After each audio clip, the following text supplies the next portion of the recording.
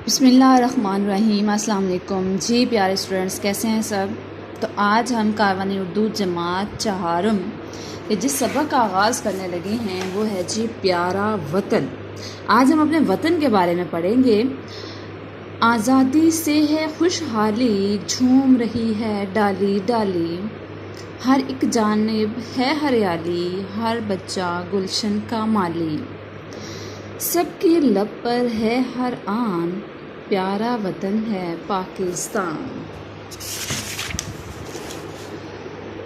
अच्छी अपनी आदत रखें, साफ़ और सुथरी हालत रखें, दिल में सबकी चाहत रखें, जिस्म व जान में ताकत रखें, देश पे कर दे सब कुर्बान, प्यारा वतन है पाकिस्तान।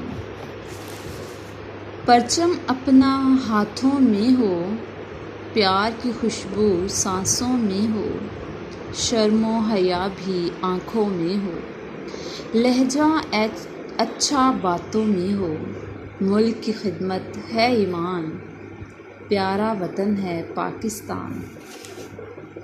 अहद यही है अब हर लब पर, साथ रहेंगे हम सब मिलकर, ना कोई कमतर ना कोई बरतर, दर से अखुवत नक्श है दिल पर, चारों सूबे हैं यकजान, प्यारा वतन है पाकिस्तान। अल्लाह हाफ़िज़।